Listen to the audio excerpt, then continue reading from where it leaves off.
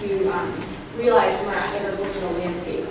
And of those 10 things, the top 8, or 8 of them in the top 10, included environmental benefits. So again, things like enhanced water quality, enhanced recreational opportunities. Crop production was in the top 10, but it was ranked number 9. So that means that 8 of these environmental benefits came before crop production. In addition, approximately 64% of those surveyed are indicated that they were willing to pay for agriculture to produce these multiple benefits, and on average, they were willing to pay about $33 per person. So if you aggregate that up, that is about $42 million of extra funding that could be used if we were to think about a targeted approach that looked at environmental benefits and crop production. As far as the supply side of things goes, like I just, on the previous slide, like I just mentioned, there's lots of good data that are publicly available now, and we do have a number of models that are really efficient at actually helping us to target. So one big gap, though, in this whole story is sort of farmer acceptance of these targeted approaches. So how do those farmers whose lands are actually going to be targeted respond to this kind of conservation? And so that's really what we sought to find out in this research. So our main question was really using a targeted conservation approach to identify fields with significant nutrient and sediment loss. What were targeted farmers' views about managing for commodities and for those environmental benefits under a targeted conservation approach? And so this study took place between 2012 and 2014 and was funded by the Leopold Center for Sustainable Agriculture. So these are the two watersheds that we did our work in. On the left, you can see the watershed outlined in orange. That's the Big Creek Watershed. It's about 48,000 acres. It's located in Boone, Story, and Polk counties, so right here in central Iowa. There are 3 main streams that run through it, Turkey Creek, Big Creek, and Little Big Creek. It's located on the Des Moines Lobe, so average slopes are about 2%. And it's important to note that all of those streams eventually empty into a 755-acre lake, Big Creek Lake. Big Creek Lake is surrounded by a state park, and it sees about 730,000 visitors on an annual basis. Unfortunately, right now it has a TMDL for E. coli, and there are lots of concerns about about nutrients in that lake. We've seen some algal blooms there. The other watershed that we chose was the Sugar Creek Watershed, which is located in Jasper County. It has an average slope of about 5%, and it's bisected on the lateral by Squaw Creek. It eventually ends up in the South Skunk River. Just after the outlet, it also has a TMDL for bacteria, and there are nutrient concerns there as well. About 75% of both of these watersheds are currently in corn and beans. And so in terms of actually targeting the field within these two watersheds, we chose to do sort of a 3-step modeling process. First of all, we wanted to identify areas of concentrated surface flow, so areas where we were likely to see sort of ephemeral or classic gully formation. And that model is actually on the top there. You can see that the purple colors indicate a higher probability, and then the white and green colors, yellow colors, sort of indicate a lower probability for those areas. The second step of the model was to ID areas prone to rill and sheet erosion. That's the model on the lower part of the screen, where the blue indicates a high probability that we might find problems with rill and sheet erosion, and the red indicates a lower probability. And then finally, we included a model that looked at nitrogen leaching potential. We looked at the probability that there was subsurface drainage in depressional areas, and then the proximity to surface waters or ditches. And then sort of using those 3 models, we created a hotspot map of areas that we felt like it would be important to target. So fields of really deep concern in both those 2 watersheds. So after our modeling process, we identified about 65 parcels that were owned by 45 farmers between the 2 watersheds. Of those 45 farmers whose fields we targeted, 33 agreed to participate, 19 in Big Creek and 14 in Sugar Creek. These farmers were interviewed between June 2012 and October 2013. Each interviewee was interviewed twice, and the interviews lasted about 60 minutes on average. The interviews focused on understanding a little bit about the producer and how they manage their landscape. their current conservation practices and their concerns for their targeted field, their farm, and the greater watershed. And then it also focused on understanding how they felt about multiple benefits, so other environmental quality things, and then how they might envision a targeted conservation team working on their property. All of these interviews were transcribed and then coded for themes and narratives that were common among the group or that were really unique among the group in a program called In Vivo. So just to start out with some basic demographics about the group of farmers that we spoke with. Most of the farmers that we spoke with had a really strong familial history on the landscape. Whether they were owners or renters, most of them really had been involved in farming since they were children. About a third of them owned all of the land they were farming. The other 2/3 rented between 50 and 100%. We spoke with 32 men and 1 woman. The average operation was about 2,300 acres in size, but they really varied from 80 acres all the way up to 7,500. Most of the farmers were growing corn and soybeans. About a third had livestock, often cattle. And many of them were managing their landscapes in sort of a conventional way with anhydrous applied in the fall and then synthetic chemicals to control for pests. In terms of conservation practices that our producers were most frequently using, many cited grass waterways, terraces, and tidal drainage as ways that they were trying to control nutrient loss and sediment loss on their landscapes. Less talked about were things like conservation reserve, wetlands, tree plantings, diverse crop rotations. But what is really clear from this is that our producers in just 2 watersheds really encompass a lot of different conservation practices and have tried a lot of different things in terms of nutrient and sediment retention on their landscape. So we were also interested in understanding how they felt about their watershed as a whole. So if we're going to do a targeted conservation approach, we need to be interested in the aggregate effects as well as what's going on their field or on their farm. So we asked them about how they felt about conservation in their watershed. The majority of the farmers that we spoke with were actually not concerned about how their fellow farmers were doing. They felt like they were doing a pretty good job. I think that some of these responses should be taken with a grain of salt. I'm from the Midwest, and we're really friendly, and we don't like to sort of have to scoop our neighbor. So I think some of these folks were just being really polite Midwesterners when they were telling us this. Some folks who pressed us a little bit more about how they really felt about what was going on in their watershed did provide a little bit more information. So, for example, this farmer said that, there is an opportunity for better management. There are some farmers in the watershed who aren't exactly being excellent stewards. And this farmer spoke a lot about the changing demographic from sort of owning land to having more tenants and more renters on the landscape. In addition to that, a lot of folks talked about really prohibitive financial barriers. So they think they can't afford not to do the cultivating. And this is really interesting because it doesn't even bring in the discussion about conservation practices are expensive. It's just that not being able to actually do the cultivating represents a real financial barrier. And then in terms of sort of thinking about a bigger watershed or sort of aggregating up one more step, we asked, some farmers actually spoke about downstream impacts. This quote here is definitely the anomaly. Most farmers didn't connect their fields with true impacts downstream. This gentleman was the only one who spoke about his impacts in a long-term, sort of long spatial term.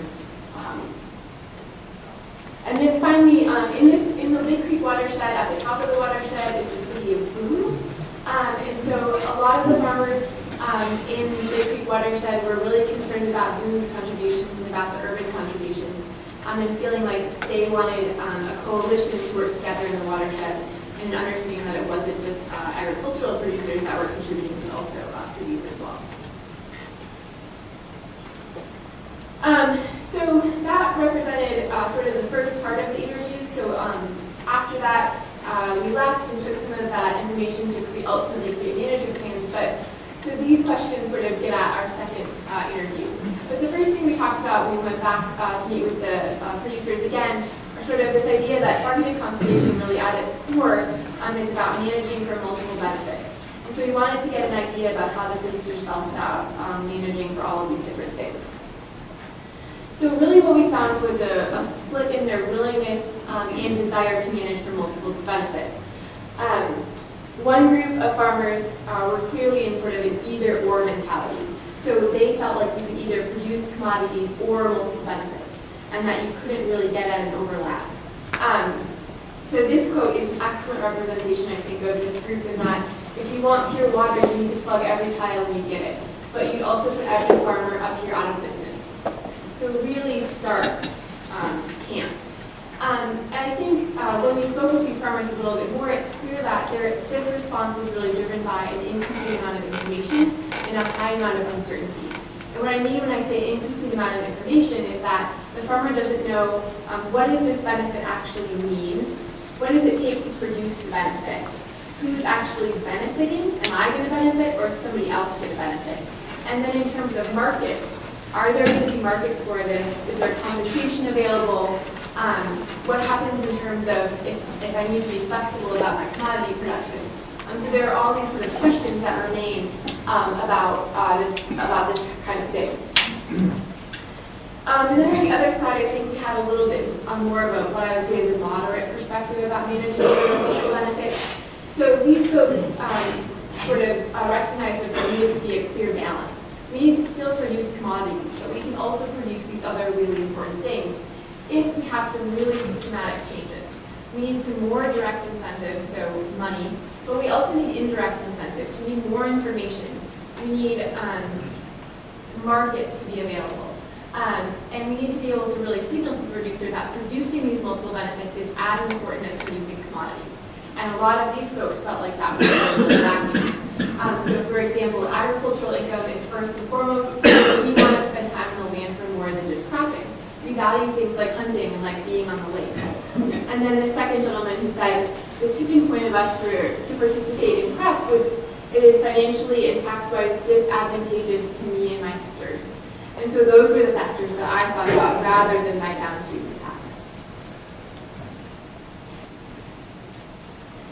So if a targeted conservation approach were to happen, there would likely have to be some institutional coordination. So the NRCS, for example, might need to be the person sort of that organizes the program, at least in its initial stages. And so we asked farmers, how would you feel about being contacted by the NRCS in sort of a coordinated effort? In general, there was an overwhelmingly positive response from farmers about the technical assistance that the NRCS provides in terms of actually designing conservation practices for them. But there were a lot of other hurdles that managers, ecosystems, that these farmers talked to us about. First of all, administrative hurdles. So there are lots of bureaucratic hurdles to jump through in terms of communicating with farmers. So how programs work, why programs work, when payments change. What kind of biophysical data that the NRCS might need or might be generating. All of those kinds of questions really farmers felt like remained unanswered. In addition, there was a general response that the NRCS lacked expediency. And so this quote, it takes them a couple of years to get a program going. And to me, when I want to do it, I want it to be approved the following week. I want it to happen now. And there's a lot of rigmarole. So that was a really popular sentiment. In addition to a lack of expediency, there was an overall feeling of that there was a lack of flexibility, and a lack of flexibility in really two different parts. A lack of flexibility in terms of being able to sort of adjust to markets and adjust to things like weather variability and climate change. And then also adjust to things like my farm is heterogeneous and I need the practice to be tailored for my specific operation. And then there was sort of a general distrust of the government. And I would say that most of the producers who expressed this expressed a strong family history of having difficulty working with the NRCS. And so they had a general distrust in any government agency trying to coordinate a regional effect or a regional program. In addition to coordinating a program with the NRCS, something like targeted conservation would have to also require cooperation among farmers because we need to be able to see those aggregate effects at a watershed level. So we asked farmers, what about the potential to cooperate together? And then in addition to that, what kind of incentives might elicit more cooperation amongst farmers? And so with this question, a lot of farmers wanted to talk about the voluntary versus regulatory discussion that seems to be going on quite a bit. Overwhelmingly, our interviewees were not in favor of regulation, but they did perceive regulation as sort of being unavoidable. So eventually they assume that they will be regulated. But nonetheless, there remains sort of a deep opposition to a regulatory approach. In terms of actually working with each other, there's a general lack of optimism about self-organizing and cooperating for conservation. I think there's really three things that farmers talked about. The first is the perceived sort of stubbornness and independence among fellow farmers. The second is that during the time when we actually took this data, we were coming off really high corn prices, and so competition for land was really high and really intense. And so a lot of our producers talked about it being cutthroat. And so if you're really intensely competing with your neighbor for that last acre of land, it's relatively unlikely that you're going to cooperate for conservation. And then third, which I thought was really fascinating, a few producers talked about the fact that when they were younger, they had really strong rural communities, and they felt like those rural communities really allowed them to pursue unified agricultural goals. And now that those communities have sort of degraded and become less populated, maybe people have jobs in the city, they're just not as able to present sort of a unified front to think about those common goals. As far as incentives go, overwhelmingly we found that farmers are still motivated for conservation by money. That was the overall and the fastest response that we got from almost all of the producers. But there are other things. A couple of the producers specifically asked for some recognition. So they felt like there was not a lot of recognition for the things they were doing, the positive impacts that they were making. And then one producer actually talked about, he was relatively, I guess he was one of the few optimistic ones about cooperating, and he talked about a block grant for farmers to come together and actually think about conservation. And then we also asked their farmers about how they felt about the data that are available. So in a previous slide, I spoke about the data that we would use to actually do targeting. A lot of that data is publicly available, and so we asked producers how they felt about that. And in general, most farmers acknowledge that that data is public, and a lot of them are actually using it. So they're using that data to think more critically about how they're farming their landscape. And in general, they're relatively comfortable with other people using it too. Quite a few of the producers spoke about being excited about that data, being able to use it as a conversation starter for folks like in their local NRCS office or over coffee with other producers and thinking about alternative conservation practices that they might try. But it mattered how it was used. If the data was used to prescribe or regulate farmers, there was an overwhelming opposition to it. So the idea is that we want to use that data to work with producers, and so that they echo that. So the last part of our interview really focused on presenting these farmers with actual plans for the fields that we targeted. And so these management plans took into account specifically existing conservation practices, so you can see in the example about their stressed waterways. We also tried to address the specific concerns that were noted in our models and then in the meetings with the farmers. And then, like I said, we also tried to take into account the biophysical data that we used to target that field. And so, for example, in this field, the proposed scenario included a prairie buffer strip placed on the contour to reduce sediment loss. And so then we asked them how they felt about this. So we kind of tried to move from an abstract of how do you feel about targeted conservation to, okay, now we're actually going to target your field. This is the proposed management plan, this is our prescription. And that was met with really broad pushback. So even though we have farmers who are currently doing conservation on their property, some of them are really amenable to local benefits, they've all kind of have a positive technical feeling towards the NRCS, we still saw really broad pushback.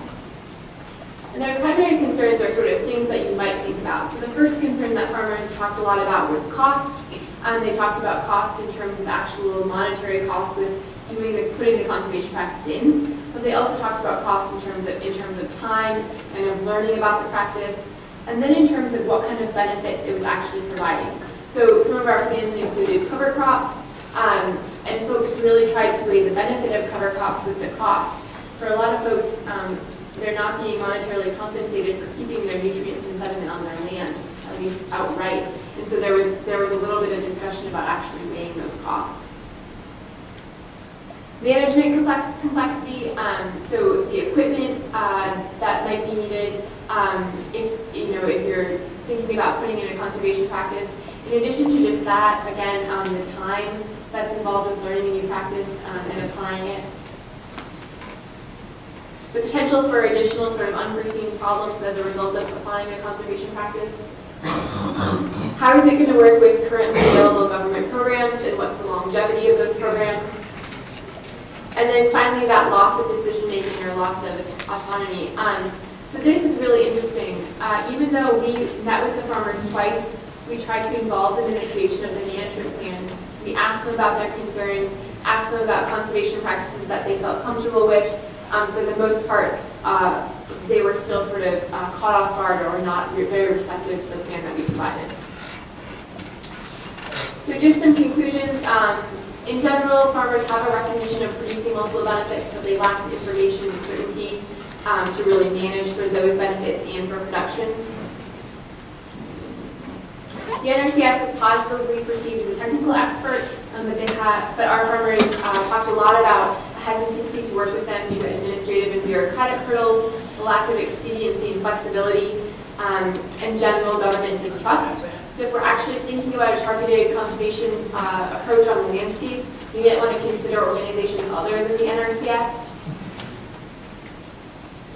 There was a general acknowledgement of working together to meet production goals, but it didn't appear likely that this trend would cross over to working together to meet conservation goals. Monetary incentives still talk, but we can also do things to eliminate trade-offs at the farm level and also begin to recognize farmers as other powerful incentives. Farmers in general approve of data availability, but they want to make sure that that data is used to actually work with them and work together to work towards some of these multiple benefits rather than to prescribe regulations. And then finally, in general, we had a neutral or negative feedback with response to our targeted conservation scenarios. Farmers cited things like cost, management complexity, government programming, loss of autonomy, and sort of additional management problems. So our next steps include doing some modeling to assess some of our biophysical landscapes, and then to return to the interviewers with alternative scenarios. Ultimately, to start to think about producing a payment for ecosystem service scheme to further incentivize and create markets for alternative benefits. And with that, if anyone has any questions, that's my email and that's my the PI on the grants email, so please feel free to email as well. So thank you.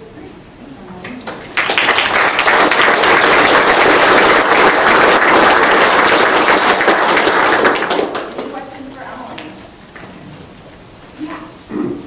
When you did this, were you asking any questions in relation to the demographics of the age of producers, farming, or generation of farms on that? So we didn't ask about age, so I don't have any data to provide to you. But I will say that in thinking about our interviews, I would say that it was our interviews were generally, I would say, you're right around that typical 60s, 50s, 60s, 70s age bracket of farmers. Yeah. Did you ask any of them to explain the red tape they were worried about? No, they didn't. A lot of them didn't elaborate on the specific regulations that they were concerned about. It was mostly just that they were opposed to any sort of regulations. I would suggest that some of them might not just be the regulations, but the way they're instituted.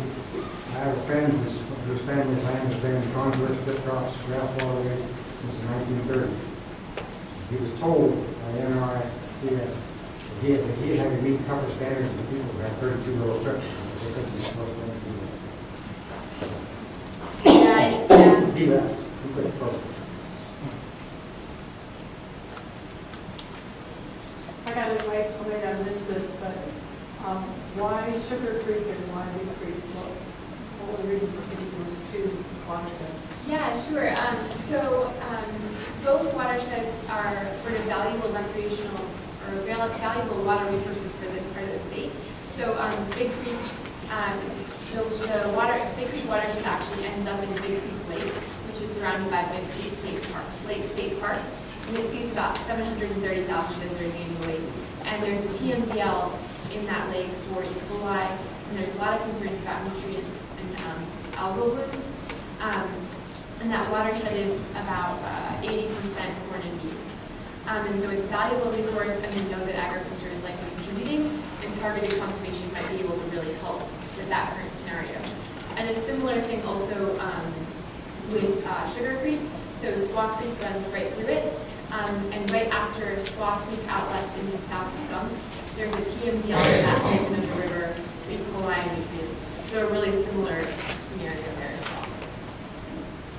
Thank you. We look forward to seeing your next steps as they come out. So our next presenter is Sarah Monahan.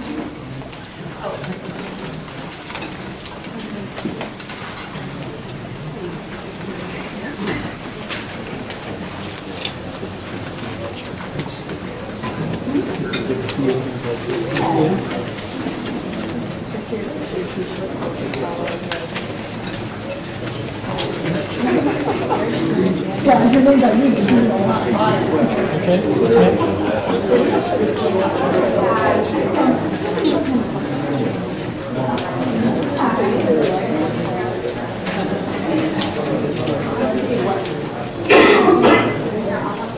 So do you move down here?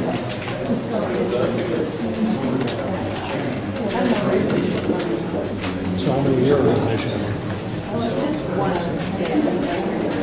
Oh yeah, he did the presentation. Yeah,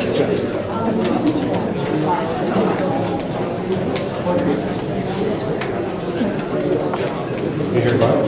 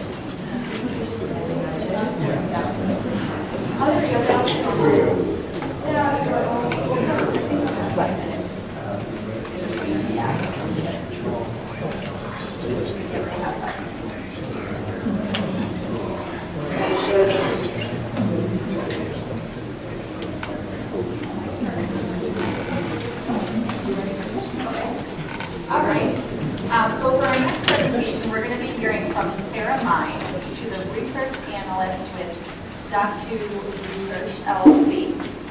She's got more than 8 years experience in program management, analysis and qualitative research, and has done a lot of interesting projects for the Center on Globalization, Governance, and Competitiveness at Duke University, including projects in both the Middle East and South Africa.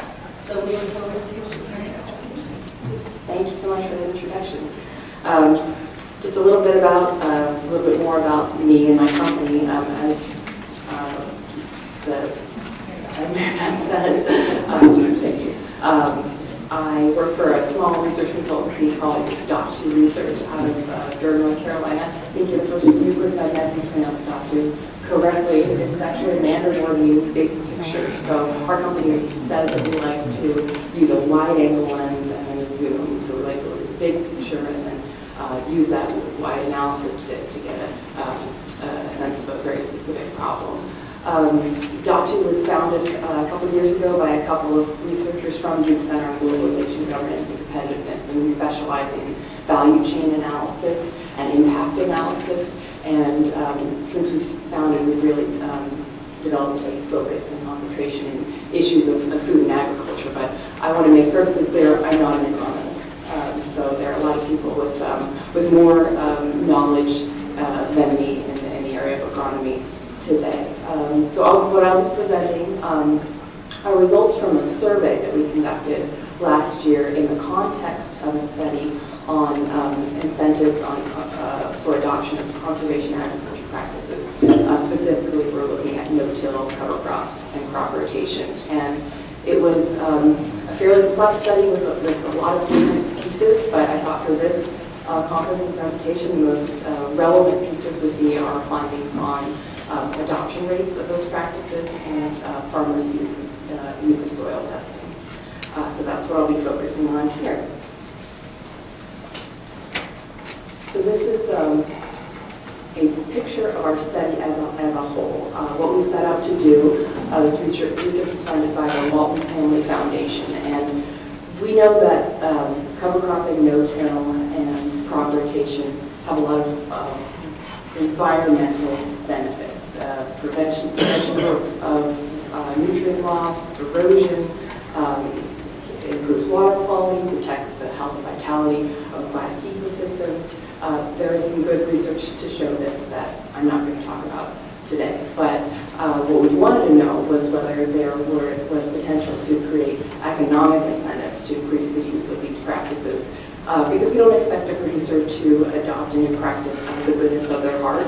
Some will. We've spoken to many of those who will and have, but it seems reasonable to expect that if you're going to make a change to your business, you would like to know how it'll affect your bottom line. So what we set out to do was to map out the value chain for corn, and that's what I have up here, is the value chain for corn grown in Iowa. This is informed largely by a great value chain study that a group called Series put together. And what we added to it was two entities, the crop insurers and landowners. And what we set out to do was to examine whether these two specific entities had a self-interest in promoting increased adoption of conservation agriculture practices. In general, we found that there are major limitations to either of these two entities acting to promote conservation agriculture. We conducted a literature review of the effect of no-till cover crops and crop rotation on soil quality, and then the link between use of those practices and yields. And there's just not a strong enough link in the literature between use of these practices and improved yields. And we found that that was really a major limiting factor for both of these entities, the way the crop insurance system works and the way land is valued in Iowa. Unless you're seeing improved yields, it's really hard for either crop insurers or landowners to see a concrete benefit. So that's really the last I'm going to talk about the study results as a whole. It's just a 50-page report summarized in 30 seconds. So there's a lot more to it, and I encourage you to go to our website and read our findings in general. But in the course of doing this research, as I said, we conducted a survey of landowners and corn growers in Iowa. And we found some really good information on adoption and of these practices and use of soil testing. So I wanted to share those results with you today. Here's some information on our survey. We used a modified Zimmerman method, which just means we sent out a survey by mail with a cover letter, and we followed up via phone call when we could to a random sample of 1,500 farmers. These are farmers and corn growers and landowners in the state of Iowa. And from those 1,500, we got 212 eligible responses, so that was our sample size. The overall response rate for the survey as a whole was 14%.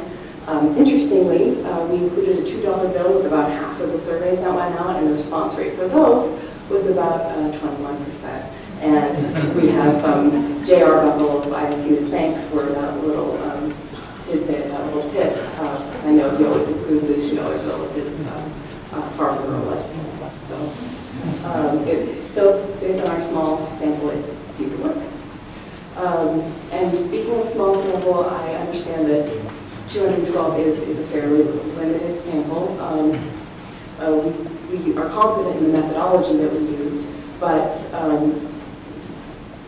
we just need to be a little cautious when we extrapolate results from a sample size this small. So what we did is we compared our survey results to results of larger surveys, and when there was overlap in what we were looking at and what those surveys were looking at, our numbers did generally track with those numbers of larger surveys. So we're reasonably confident in the questions that we asked that were different, that they were also reasonably accurate. But I wanted to include that caveat, and our margin of error is there as well. So what did we find about adoption? This is probably going to be no surprise, but we found that 80% were using a yearly corn soil rotation, with 70% using minimum till, defined as leaving at least 30% residue on top of the soil. The least used practice, according to those who responded to our survey, was strip till, at just 4%. One thing that was interesting is that we found that 23% were using cover crops. I would like to point out that was, for those who were using cover crops, most were doing so on fewer than 100 acres. So this isn't 23% of acres in Iowa that are under cover crops, but it does show that a reasonable number of producers are trying out cover crops on some portion of their field. And it was more farmers were using cover crops than either conventional tillage or continuous corn. Almost half of our respondents were using no-till. However, when we asked them if they were using no-till over an extended period of time, a number of years, that number went down just more than 50%. And then another 22% were using an extended corn soybean rotation. That's just a few years of corn before switching back to soybeans. And a few producers were also adding a third crop into their rotation, alfalfa or wheat. So what did our results tell us about soil testing? Well, 77% were testing at least every 4 years, with most producers testing at least one parcel every 3 years. So most folks were soil testing. And the majority were testing for a fairly standard set of results, pK, pH, as well as percent organic matter. More were adding in organic matter than were not, but only about half were using a baseline test, which is just our word for saying it only included pH and P&K. Really, the reason I included this slide is to show that 19% were using some sort of specialty test going beyond just the pH, P&K, and the percent organic matter, testing for things like CEC, soil organic carbon, or using some of the new soil health tests that are available, the Haney test or the Cornell soil health test. So still fairly small, but there were producers beginning to test for more things. And interestingly, more than half went to their fertilizer retailer to interpret the results of the soil tests. And that's compared to 32% who went to an independent crop advisor or agronomist to interpret those results. So as I think all of you know, a fertilizer retailer has perhaps some sort of stake in the results that they, or the interpretation that they give, and there's a potential at least for a conflict of interest there. And just thought it was interesting that more were going to a source that might not be completely impartial than a source like an independent crop advisor. And then 9% of respondents were interpreting the results themselves. We also found that producers are interested, or respondents to our survey were interested in getting more information from their soil test. And this is really what we wanted to hear, because our folks looking for more information. And as you can see, almost 50% told us they were very interested in getting something like a soil health score in association with their soil test. And 41% wanted to know the dollar value of the nutrients in their soil. Fewer were interested in getting a cover crop recommendation based on their soil test. So about 30% expressed disinterest in that sort of getting that sort of information from their soil tests. So to summarize, there's a gap in the literature around linking soil quality, use of these practices to soil quality to improvements in yields. And producers are able to fill that gap, or to help fill that gap, at the same time as researchers are looking at the other end to fill that gap. And how producers can do that is just by testing their own soils. I'm sure that's not news to anybody, but that's sort of where we are right now with soil testing. And I also wanted to add that the reason that, part of the reason that I'm back in Iowa right now is working under a conservation innovation grant to do a series of case studies to help document the economic benefits of cover crops and no-till, working with poor producers to look at their budgets and see how use of these practices has affected their bottom line. So we'll be looking at things like soil quality, yields, and how these practices pay off for producers. So we are trying to contribute to that research gap, and we know that producers are working as well. I'd be more than happy to take your questions. Thank you so much for your time.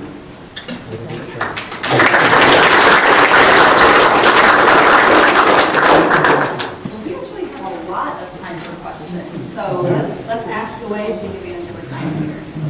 Sir, are there any labs using Cornell soil health?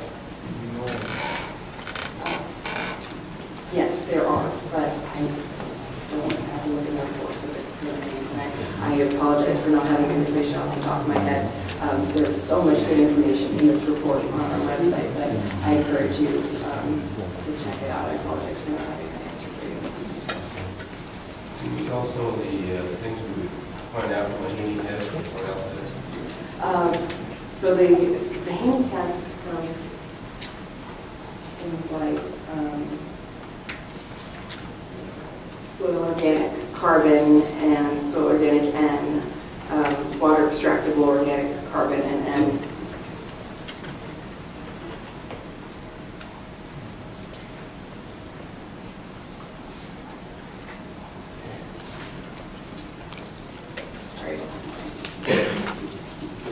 So if you're, is the implication that if you're trying to provide more economic incentive for these different elements, you have to provide, or opportunity, you have to provide evidence that this is costing you money, moving topsoil, or this is costing you money.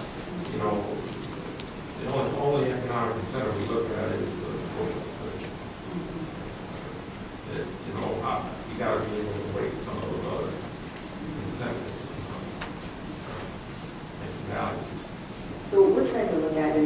next study is to show that costs reduce, that things like no-till significantly reduce the amount of passes needed and the amount of time a producer has to spend in the field, machinery costs, and that if you're looking at net revenues and as opposed to focusing just on yields, that we see a more complete picture of the economic situation that these practices produce for a farmer, and that producers can actually see a benefit. Real value. Did you have anything on soil test between the fertilizer company and somebody else? Is there any major differences? Have I looked into the potential conflict of interest and whether it's produced any major results? No, that would be a very interesting question to examine. Again, there might not be any difference at all. I don't want to make it sound as if we believe that all fertilizer retailers are out to get people. I know that they build their client base by writing good recommendations and having return clients. Did you have a question? Yeah, do you have, you said you're going to study the no-till crops. Are you giving a value to increase organic matter or the soil savings or something like that? We are not specifically valuing organic matter or soil savings. What we're looking at is the change in fertilizer use, chemical use, machinery costs. We have been consulting very closely with NRCS on this, and they have encouraged us to simplify, and there's such a lack of economic data at all on these practices that we want to establish our methodology, get it solid the first time around, and perhaps we'll begin adding things like value of the organic matter.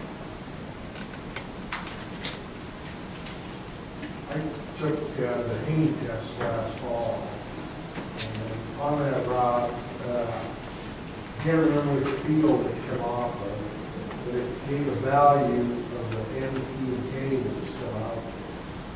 And that particular field was $42 an acre. Was out there. Just in the organic application? Well, just, no, fertilizer. Organic that wasn't used. Yes.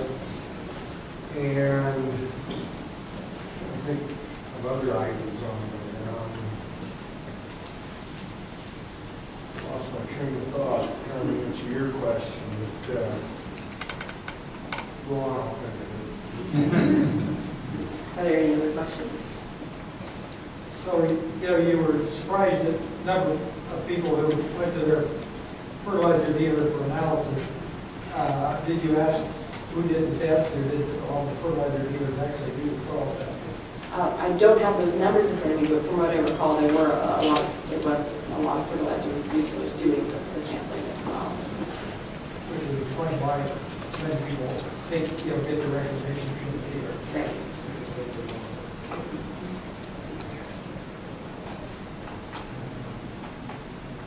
Do you have any information on kind of the overall demographics of the population?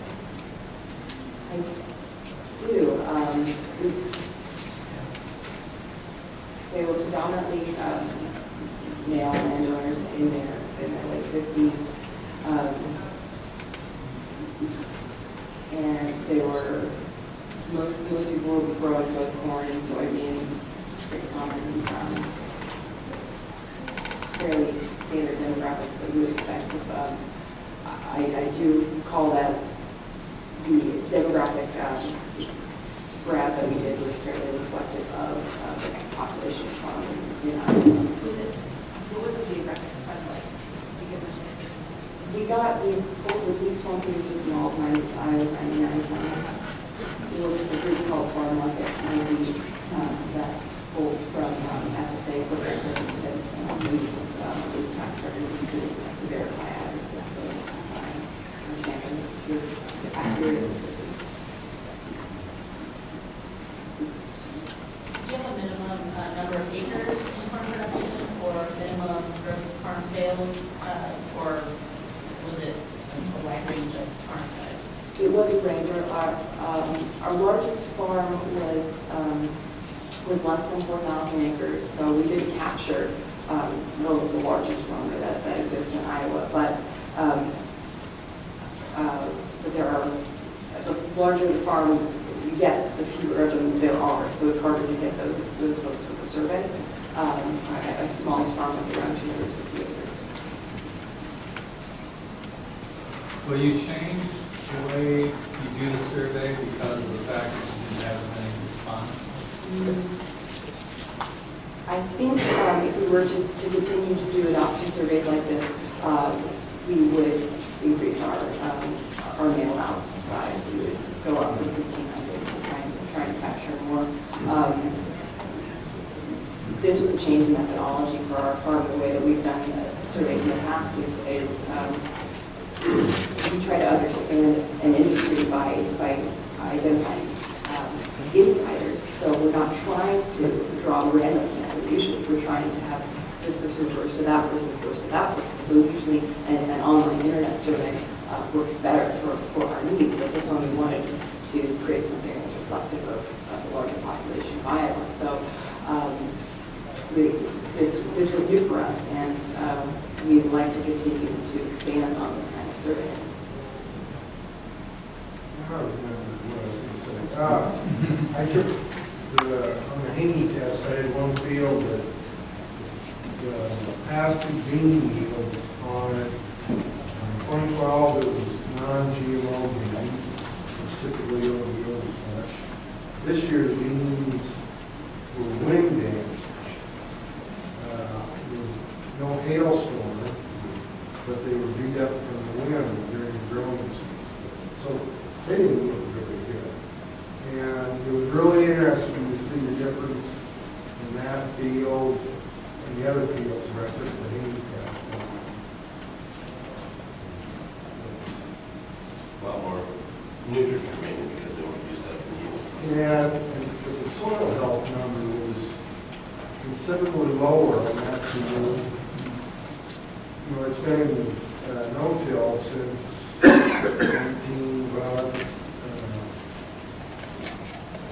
97. And the other fields have been no-till longer.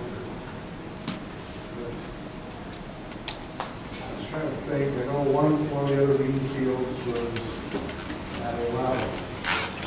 So, how much is that beat up?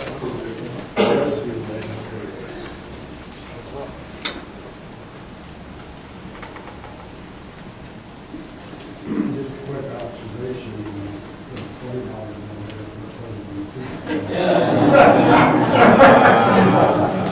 We have unlimited funds and we will take that easily, but I'm sure it would be effective. So based on your limited sample, do you have any real insights on what farmers might respond to increase either the use of no-till or cover crops?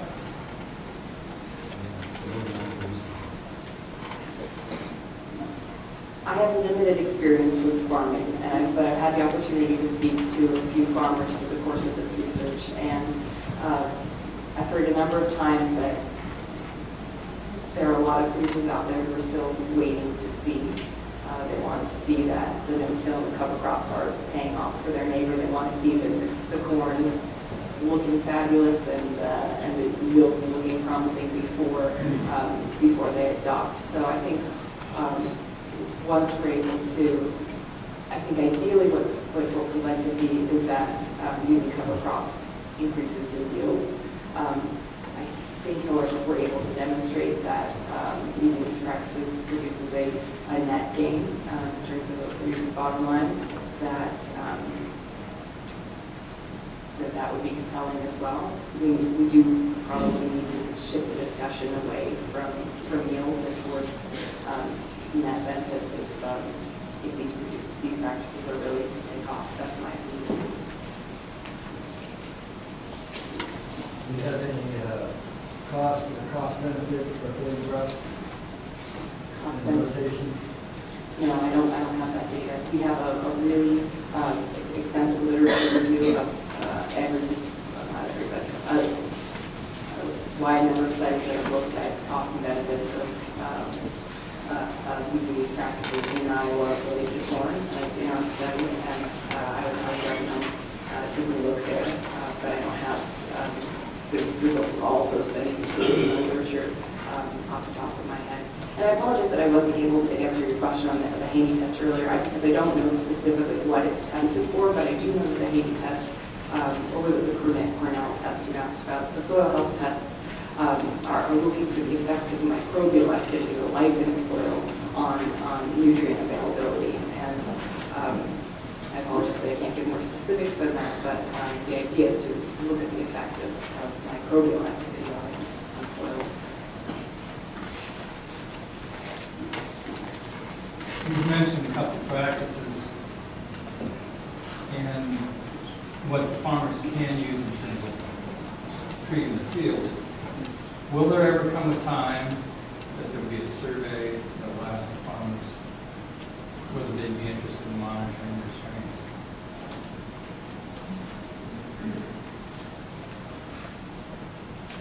We, at this point, don't have plans to conduct that survey, but I would be very interested in the results of it, because that the two go hand in hand, using these practices, the point at which is to improve water quality. We just sell them perhaps by the economic argument, but we're hoping to see is an improvement in water quality. So the best way to measure that, as I see, is through testing. So I hope that somebody will undertake that study.